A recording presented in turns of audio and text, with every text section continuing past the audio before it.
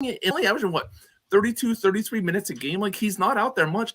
He's putting up like a 30 and 12. I mean, the guy's a monster and he does it. And he is easily the most enjoyable superstar of the past 10 years. Nobody.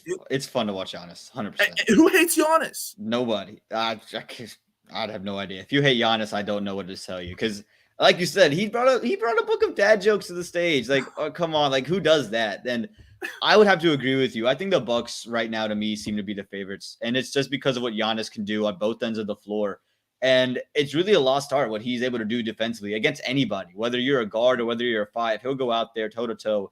And we saw it against the 76ers a couple games ago where he, game-winning block against Joel Embiid, went up there against the Nets last night, put up 44. Put up 44 and 14. He's averaging 30 points a game. He's on track to win the scoring title. The guy is just unbelievable.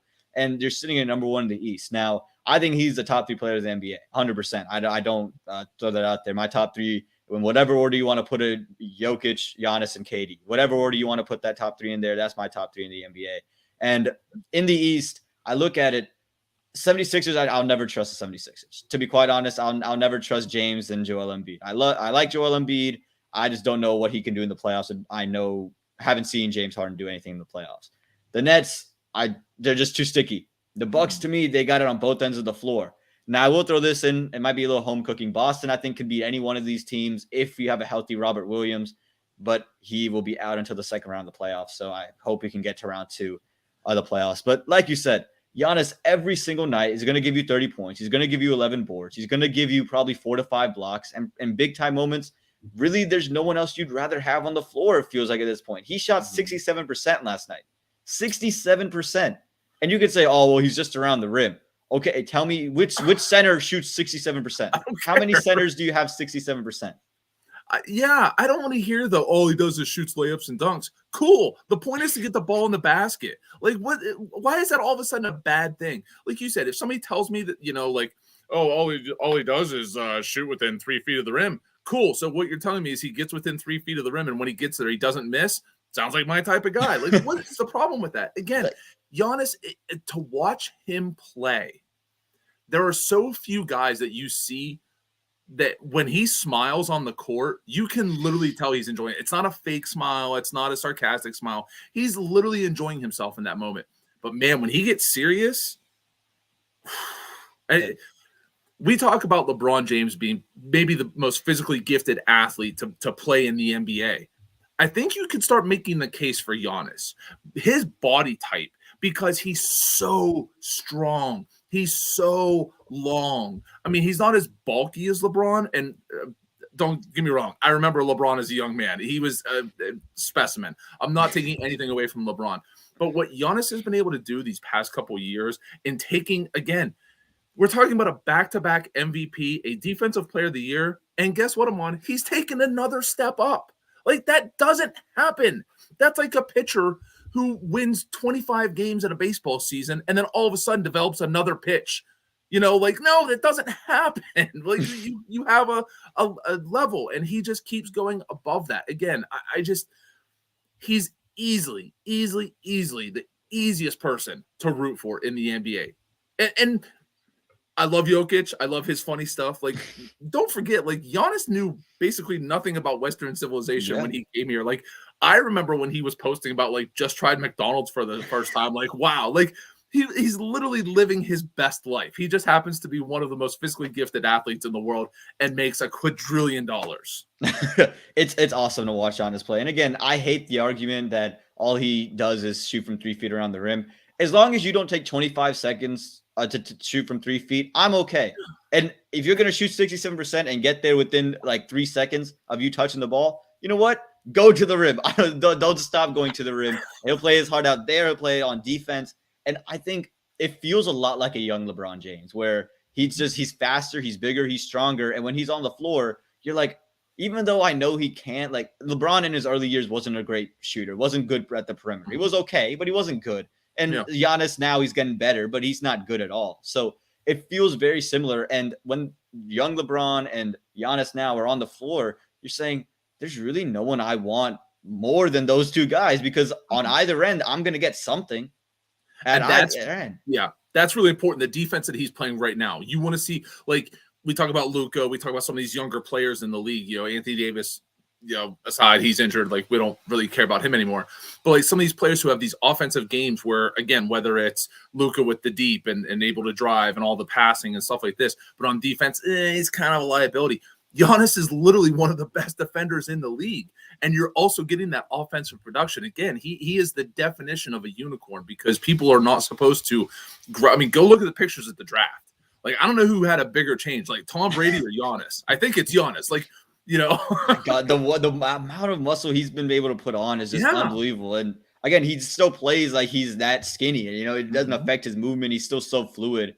It's just impressive. I will throw another team in there. Toronto's looked good the past couple of games, and I know they had a good run, and now they're back at number 6. The East is just so out there that I picked the Bucks from the preseason because I thought that's the only team that I saw giving me any continuity. And I was like, that might be the only reason I picked the Bucks. And to be honest, that's the reason I'm picking them right now. It's just Giannis is so dominant. I know KD's dominant, but I know Joel's dominant, but it's just the continuity I have with Milwaukee.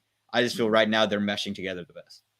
Absolutely. You talked about Toronto, and it's been brought up in the last 24 hours, especially. So I'm not breaking news or anything here unless, you don't watch the news. But Toronto has an advantage.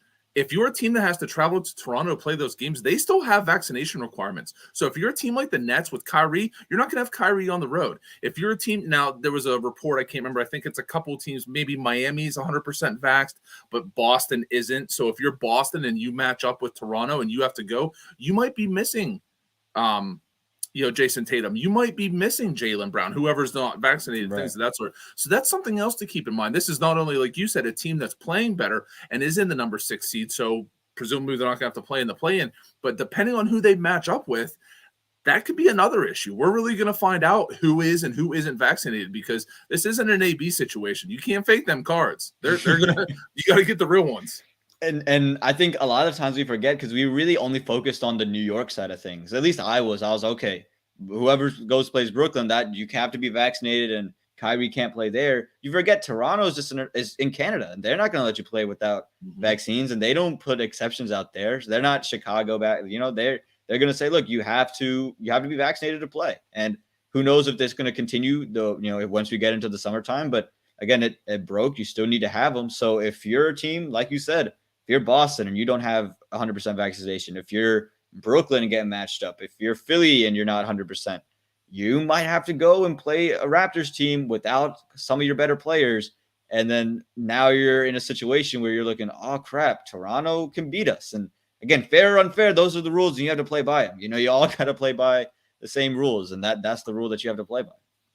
Exactly. And this is something that, again, you don't really think of when it comes to strategy. We're talking about right now, especially in the East, and I think a little bit in the West, you might know better than I, where all this shuffling, we're going to lose this game on purpose, or we're not going to try as hard because we want to get positioning. Toronto's just like, hey, bring us your best and we're going to take you on. And that's it. Like, they're not messing around.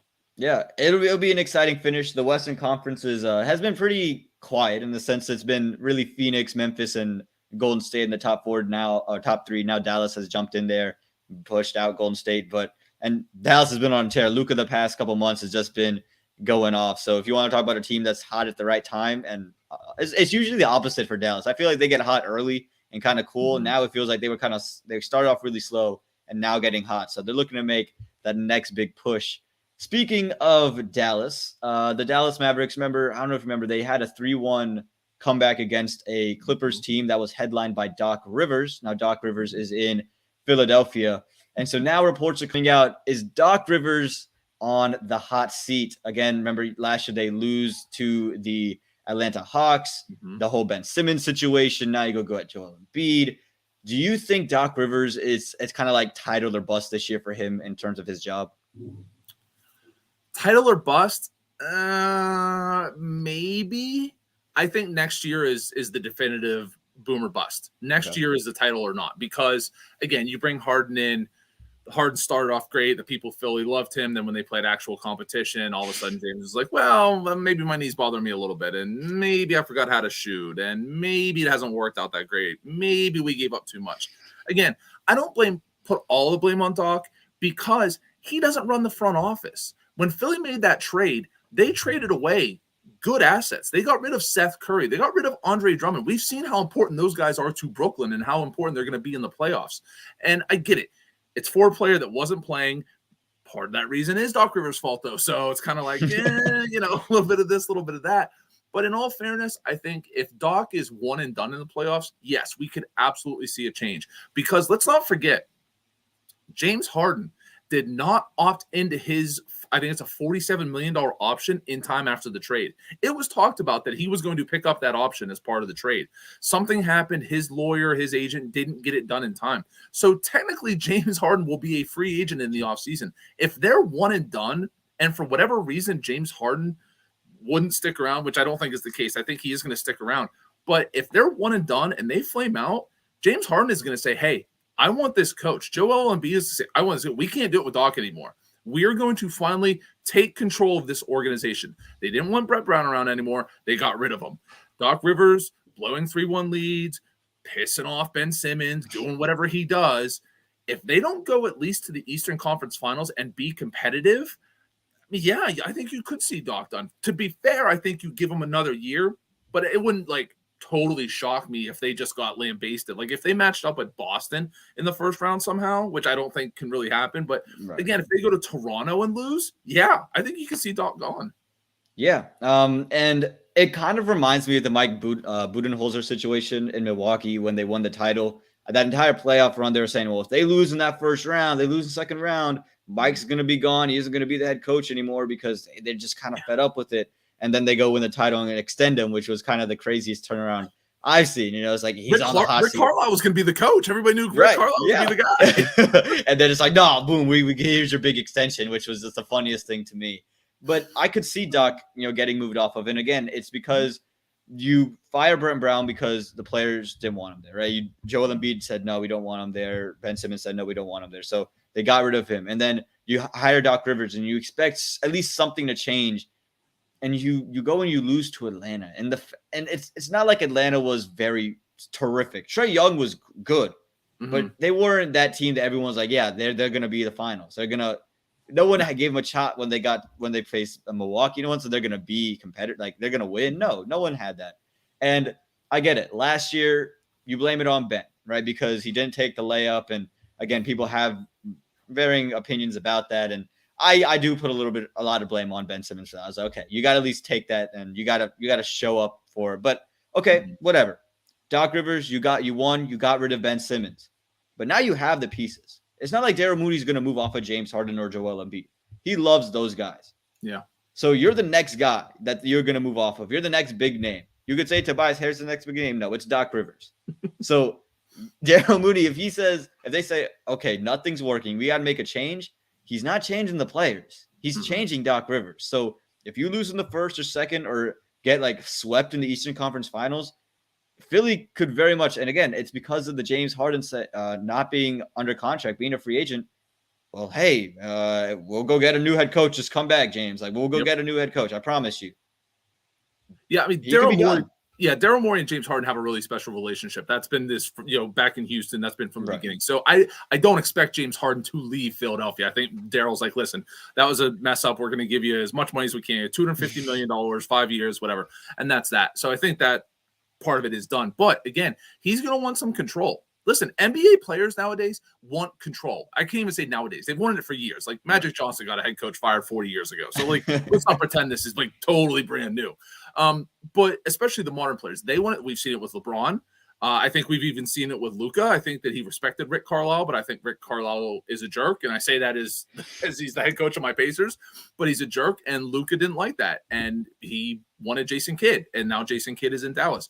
So again, if Doc Rivers is just, again, if his time is passed in Philadelphia, I think he's done as a head coach. I just think between the Clippers and Boston and Philly, I mean, why would another team bring Doc Rivers in? Because you basically know what your ceiling is. Yeah, you do. You know what your ceiling is. And that is a consistent playoff team that maybe can get to a conference finals, but you're not going to really be the favorites unless you have the best. Yeah, I mean, unless you have a big three, like a Kevin Garnett and a Ray Allen or a Paul Pierce or whatever. Even then, that was almost 15 years ago. It's not the same dude. And that was my first year watching basketball. I'm so old. I'm so old. But yeah, again, like somebody said, Brett Brown was the scapegoat. Ben Simmons was the scapegoat. Doc Rivers will be the scapegoat. I mean, yeah, when you say big names, yeah, Tobias Harris is a big contract. He's not a big name. Big name, no. I have a question for you because everybody keeps talking, and I don't want to. This is your show. I don't want to take it over. No, go off, Jeff. You got it. Tobias Harris has a big money contract. They want to move in the offseason. There's not many big money players out there that you can swap unless you're just swapping, quarters for pennies and quarters for nickels. In any universe, in any world, does it make sense to swap Tobias Harris and Russell Westbrook? No. Because we've seen Westbrook and Harden play together. And they made it to the playoffs, but now they didn't have a big man like Joel. And I don't think it works. But if you're Philly and you're just trying to grasp at straws, and James even hints at the fact that he likes Russell Westbrook because that's how he ended up in the Nets, because him and KD were good friends. Right. Is that even like a possibility? Because I'm trying to think of players, because Tobias Harris is somebody they need to move on from. And again, I don't think that I don't think a team is going to give up serviceable mid-level players for Tobias Harris, because you're losing your depth for a big money guy. So you have to chase another big money guy. And we know Philly now doesn't have the treasure trove of picks that they had because they had to trade them in the deal. So again, you're not going to get a Dame Lillard. You're not going to get somebody like that. So I'm looking around the league and I'm like, there ain't many guys. Yeah, I mean, I wouldn't make the deal. And again, it's how the relationship is between James and Russell Westbrook. It felt like it didn't end on good terms in Houston. And again, I can't speak to how that is. But I just don't think it works, because to me, Russell Westbrook is still the on-ball player that he's always been, right? Mm-hmm. When he's on the ball, when he gets to control the offense, he's going to put up great numbers. And there's no denying that what he's done in terms of the triple-doubles is going to get him into the Hall of Fame. Oh, yeah. But I don't think it works as a role piece. He's not going to be your number 3. Look at the Lakers. They try to do the same thing. LeBron is basically a point guard. You go and throw a great big man in AD. Again, he's not usually healthy, but you had him kind of there, and you try to say, oh, Russ is going to be that third guy who's going to change it. He's not going to spread the floor. He's not a great mover without the basketball. He's not a great defender. There's just not a lot of value added. At least with Tobias Harris, I can say he can defend. I feel like he's at least solid defender. I think they massively overpaid for Tobias Harris, but I think he's a semi-decent player. He's a good serviceable player, but they massively overpaid. So if they could keep him for less money, that's the ideal situation. But if you give up Tobias Harris, you're losing defense.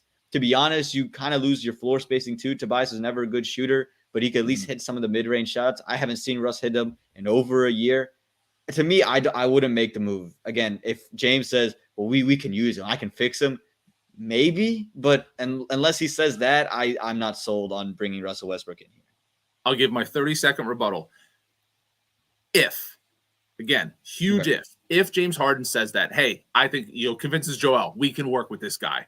Here's the argument. Joel is an inside player with an outside game at times. So now James Harden, okay, you're not as healthy as you used to be. So we don't want you running up and down the court like you used to. But you know who is healthy and you know who loves running up and down the court? Russell Westbrook. You move back to the shooting guard, because guess what you love to do? You love to shoot the ball, James. So now we're going to put you on the three-point line. And guess what? If Russell gets trapped and gives it to you, we know you can then turn into a point guard and either make it yourself or facilitate the ball around.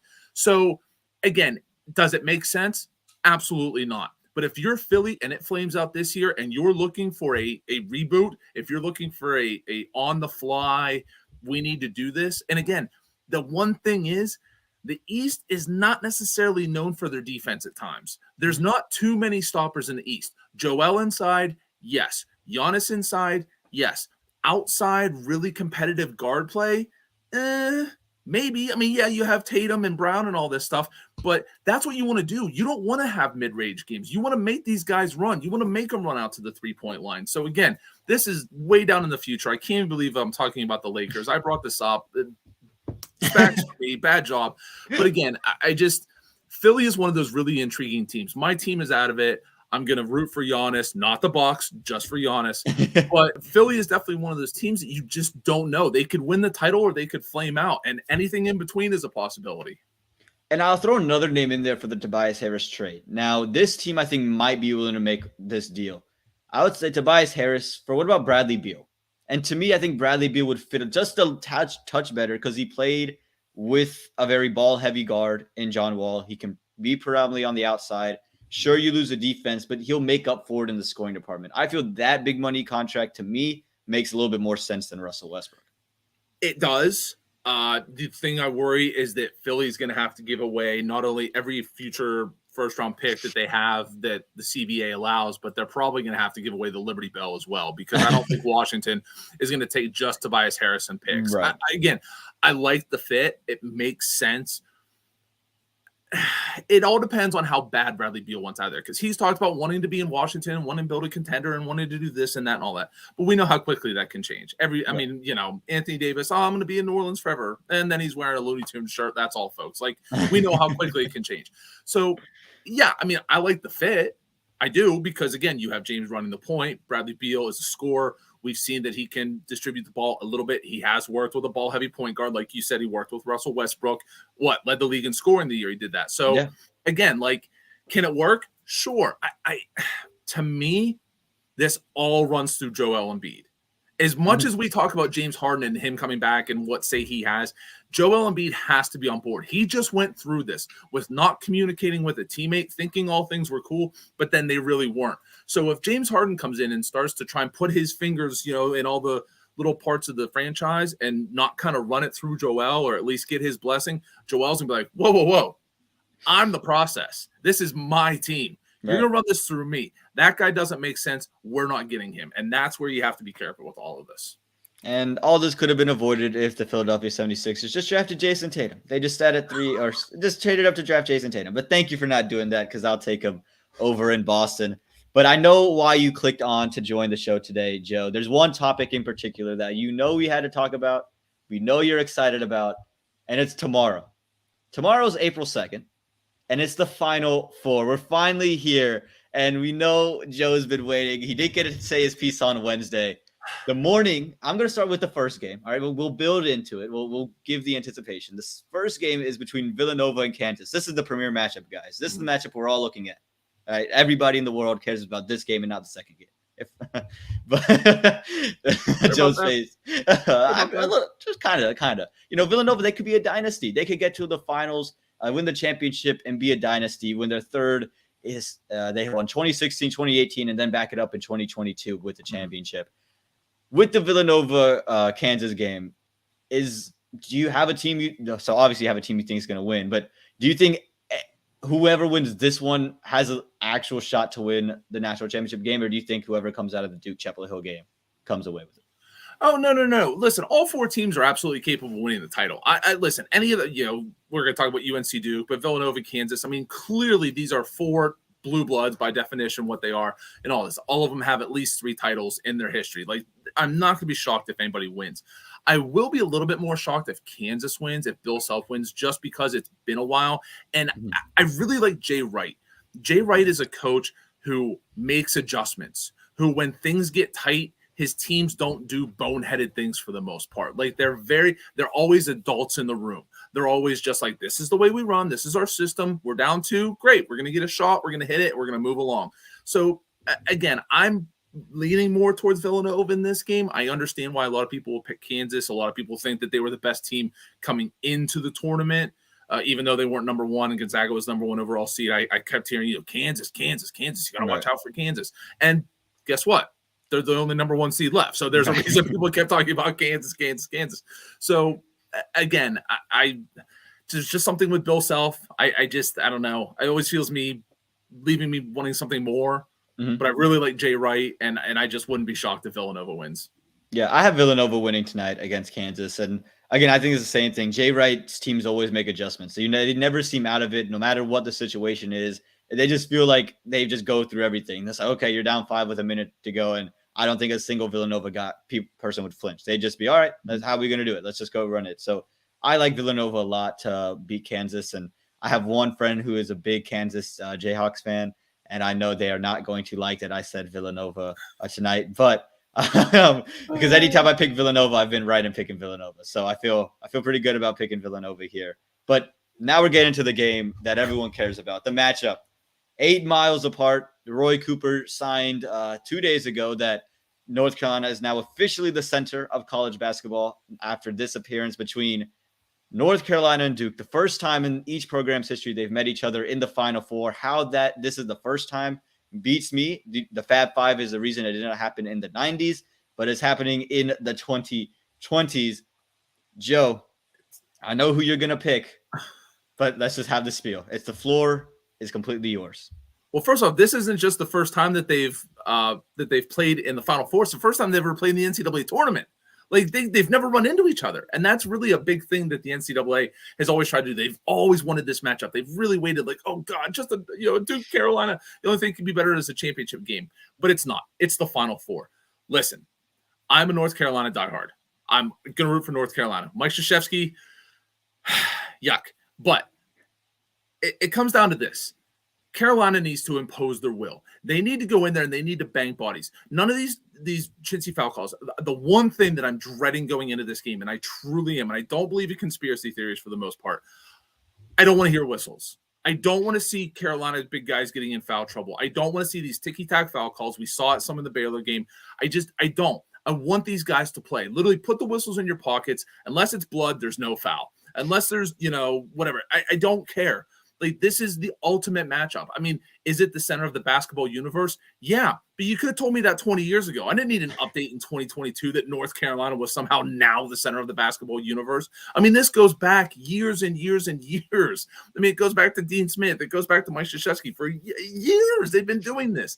I mean, North Carolina literally made Mike Krzyzewski's head almost blow off because they beat them in the final game at Cameron Indoor. Like, this is perfect. This is kismet. This is why people think the Matrix is real, because life is a simulation. This should not happen. It could not happen. And guess what, Aaman? It's happening.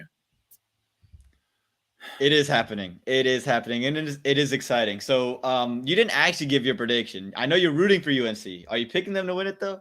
Yeah, I am. I just, listen, they have – I don't know what it is. They were an 8 seed. I get why they were an 8 seed. They weren't like, oh, they deserve to be a 3. No, they weren't. They were an 8 seed. They were an underachieving team at times. Also a team that knocked off some pretty good teams. Armando Bacot, Caleb Love, these guys, Bradley Manick, they have the players. They're not a team. They're not a St. Peter's who got here because of some crazy stuff. Like, these are Division I ACC players. These are guys who are going to play in the pros. These are guys who are some of the best players in the country. They deserve to be here. And they are going to show Duke what it's like to play ACC basketball. I know Duke's in the ACC. Don't tell me that. I get that.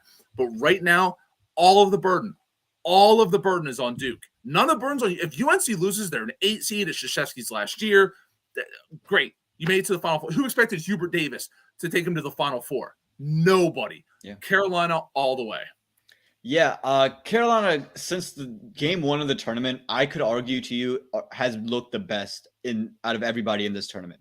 The way they played round 1, the fashion in which they beat Baylor. They were up big. Then you got some bad foul calls come in, and they still were able to fend them off in overtime. Like, it was unbelievable. The fashion that they go into the Elite 8, and now you're here in the Final Four. And I like what UNC is all about. And I think they play their best when they are high octane, high energy, and they're like committing. When they are the team that's scrapped, they feel like, the movie basketball team that's like diving for every loose ball. It's like that kind of feel. When they're playing like that, that's when Carolina's unbeatable. No one beats them when they're playing like that. But there's rebound. They just outwork you. And times UNC hasn't done that. But in this tournament, they've done it every single game. They haven't missed on that at all. Mm-hmm. The one X factor I have with Duke, it's their 7-footer, Mark Williams, because he's the one guy to me that can change the whole thing around. I thought when they went to Chapel Hill, they went to the Dean Dome. I know Paulo Banchero had the big night scoring wise, but I thought Mark Williams, what he did inside and on the glass, and then what he's able to do, blocking shots, creating other plays off the high pick and roll, that was really big for what Duke was able to do. I think Carolina came into Cameron and said, we're going to get him so gassed. We're going to run these high pick and rolls with him and basically make him chase our guards. So now you're going to have Mike Krzyzewski, the great mastermind that he is, say, okay, all right, Hubert, I see you. How can I attack it? And it's going to be a great matchup because Hubert Davis has made it known that he can coach. He's not just a guy who's living on the legacy of UNC basketball. He is the guy in UNC basketball now, and he is the next great one that UNC is going to produce. At least that's what it feels like in year one. So yeah, it's a little unfair because he's the or the antithesis of Patrick Ewing. A favorite son goes to Georgetown. He's going to be a great head coach. He had coaching experience. Hubert Davis, favorite son in North Carolina, took the team to a Final Four. Now coaches them in the Final Four. All this great stuff, especially in the first year. Again, who would have thought that? You're right.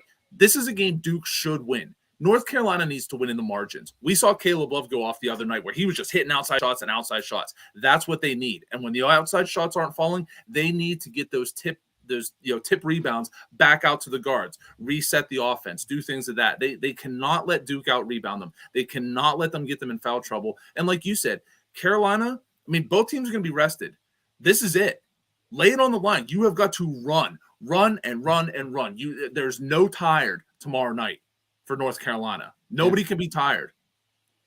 And that's why I'm picking Duke. And it's because there is no tomorrow. Like, tomorrow happened, then there's nothing else after that if you lose for Duke. For Carolina, it's like, okay, I know it's Hubert's first year and you want to end Mike Krzyzewski, but you can say, okay, we don't win this year. There's next year. There's tomorrow. For Duke, there is no tomorrow. This is it. This is all on the line. And it could work against them. It could work in the other fashion where they get really tight and they don't want. But I just feel that's what happened the first time in Cameron. That's what happened the last regular season game. And Coach K is going to say, look, guys, we're not doing this again. Go out there and play free. And I feel it's just going to happen for Duke. I think they're so close that it just be almost too mean or too unreal for them not to get over the line. It just feels everything's kind of coming together. I'm going to pick Duke here. And I think it's going to be one of the more classic UNC Duke matchups, not like what we've seen this year. This year we've had two games that were kind of one-sided from the jump. This one's going to be back and forth, and it's going to be final 2 minutes, final minute, and it's going to be one of those another 1 to 2 point games that coming down to just maybe one crazy play at the end of it. No, listen, I absolutely can see that happening. Let me ask you this, though. Where would you rank if each team won non-title wins? Let's just say non-title wins. Where would you rank them in all-time wins for the schools? Because I think you can make the argument that if North Carolina beats Duke on Mike Krzyzewski's final career game, it's the biggest non-championship win in North Carolina history. And I think if Duke beats North Carolina in the Final Four, it doesn't break the top 10. Really? You're beating a first-year head coach. You're a number 2 seed. They're a number 8 seed. I get the history. I get all that. But, right. Is it? Yeah. The Leitner shot is a bigger game than this. Right. Leitner had a lot of big ones. A lot of games. But if North Carolina can do this it's number one for North Carolina if they can do it. 100%. Absolutely. It's, again, I'm not a historian, but you put it at number 1. You literally ended Mike Krzyzewski's career with a loss in the Final Four as the underdog. Yes. Guys will get tattoos. Fans will have tattoos about this. They're gonna turn into the crying Krzyzewski meme. If he had that meltdown at Cameron Indoor, what do you think he does in Indianapolis if he loses to North Carolina? Yeah, I definitely see that point. Like UNC feels like they have everything to gain, and Duke feels like they have everything to lose. And it just feels too similar to that what happened in Cameron Indoor. And I feel like the Duke is now saying we have the chance to right this wrong, and I think they're going to do it. I think it's going to be a great matchup either way. I'm going to be happy either way because I think the storyline is going to be great. Whether it's, UNC first-time head coach goes and they end Coach K's run and, now they're going to go and take over the ACC. And if Duke wins, then it's, all right, we got another chance to see Coach K possibly win another national championship. I actually do have a buddy who went to high school. I'm wearing the sweatshirt. It's a Panther Creek sweatshirt. The Justin McCoy went to Panther Creek. He was a senior when I was a sophomore. So if he win, that'd be kind of sick to see him in a national championship game too. But he's at Chapel Hill. So I know you're rooting for him tonight. Again, I think this is the game of the year. This is it. It's even no matter what happens the rest of 2022, this will be top 1, top 2, top 3 game, individual games that we've had all of 2022. It already beats to me the LA Cincy Super Bowl. I think they already blown that one out of the water. I think depending on who's playing NBA Finals, it'll beat that one. This one game to me is the biggest thing so far in 2022. You could also argue the Alabama-Georgia game. Depending on how this game goes out, but think of that though. Think of what we're saying. that the two best games of 2022 could possibly be two college games, not pro games. I mean, yeah, baseball still has to come, the World Series, stuff like that, but individual games. We're talking about Alabama, Georgia at 1 or 2, and Duke, North Carolina at 1 or 2. And then we still got to wait for the national championship game, which could be incredible depending on how it goes. I mean, again, it's just college basketball fans could not ask for a better opportunity to enjoy their sport than this weekend. No, absolutely not. This is the epitome, right? This is the best rivalry in college basketball, and it might be the best rivalry across all the sports, however you see it. Whether, if you're a baseball fan, you think it's Red Sox, Yankees, I don't know. But, Joe, any final thoughts on this? I know you're a Carolina fan. You got any last words for the folks rooting for Carolina or the folks rooting for Duke? Channel Tyler Hansbrough. Get bloody, get mean, get physical, and show them Dukies where they belong. All right. Well, Joe, I appreciate you joining me on this episode of ASAP Recap. Dustin, he is in Florida, but Joe, just as good, maybe even better. Dustin, we might have some competition now. We might have. No. Nah, Dustin, we'll take you, but we'll bring you back. Don't worry about it. So thank you guys so much. Always a pleasure having you on here Friday afternoons. Joe had to get going. I appreciate Joe for hopping on. And until next time, stay safe, y'all.